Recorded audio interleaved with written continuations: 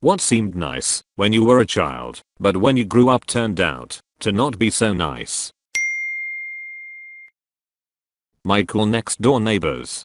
3 generations of what seemed like cool compared to my strict mom. They were weed smokers and super chill about everything. Not a huge deal to anybody. Sockle. But then my mom chilled out during my teen and adult years and I realized that family is royally fucked up. Drug abuse, cocaine and meth, I think, with multiple family members going to rehab and or getting in trouble with the law. Major underlying psychological issues and intrafamilial backstabbing made me realize I want nothing to do with that family. A lot of desserts and snacks that are a big deal for kids taste like a vaguely sweet paste as an adult, or airy crunchy nothing. Just bland and sweet. Recently, I had a good humor brand Reese's ice cream bar, and one of those long plastic snack packs with the breadstick crackers and cheese whiz thing. It was like a LaCroix. I kept biting into it and all I got was like, yeah, I think I can see how they were going for a hint of an inspiration of something in the neighborhood of a dairy flavor here. Major letdown for both.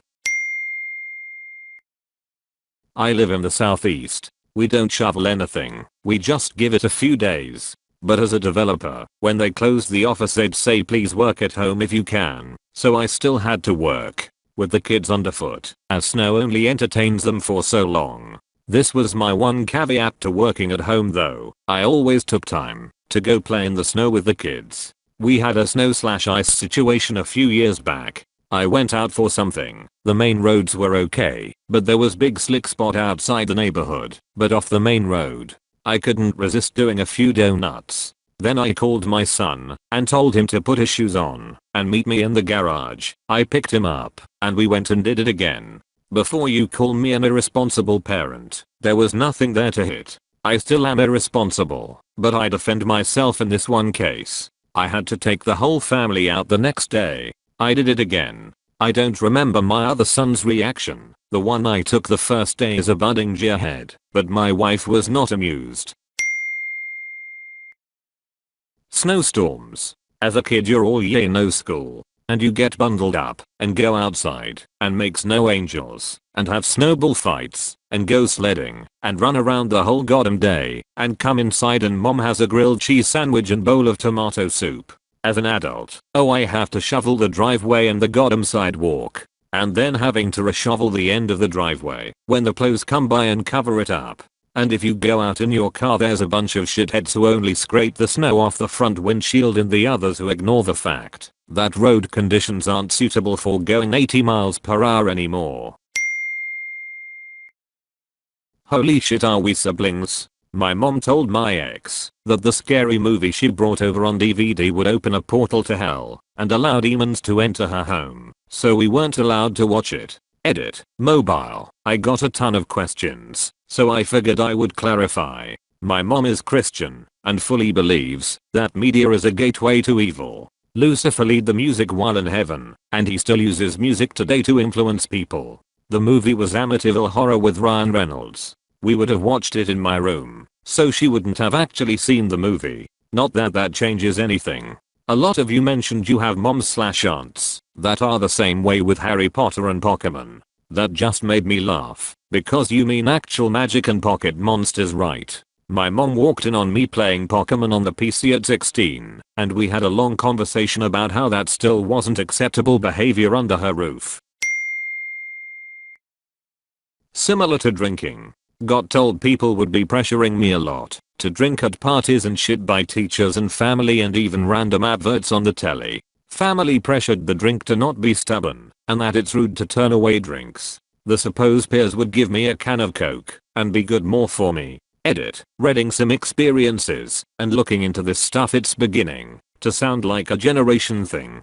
People older than me have experienced it like the teachers have said versus people around my age and younger who have experienced it far less or not at all.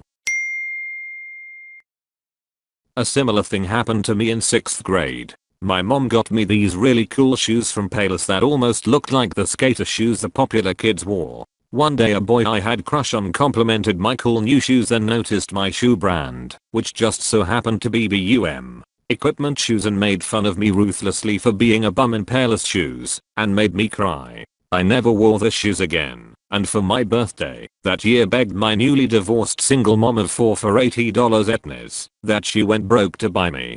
Didn't dawn on me until years later that he would have only known they were a Payless brand by his parents, having shopped there too. Kids are assholes.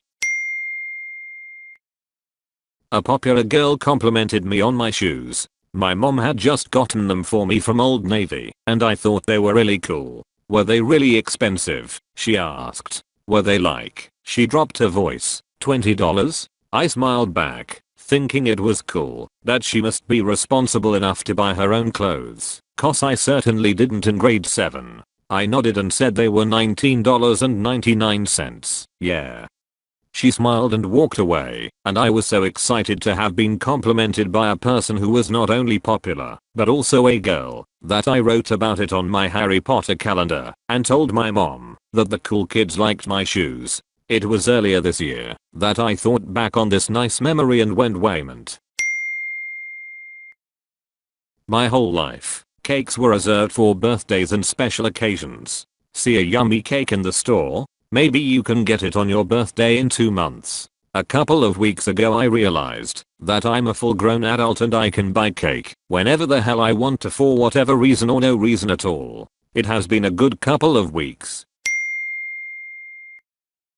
I've shared this story before, but when I was around 10 years old I was sleeping over at my best friend Juan's house. We usually stayed up really late playing and would sleep in until like 11 or 12, which I loved because I rarely got to do that at my house. At about 8 AM his dad comes into the room and tells me to get dressed because he needed my help. His dad was a big drinker, so either his breath reeked of beer from last night or he had one for breakfast. Either way he was a bit buzzed. He tells me he needs my help picking out a toy for Juan as a surprise and we were going to drive to Walmart.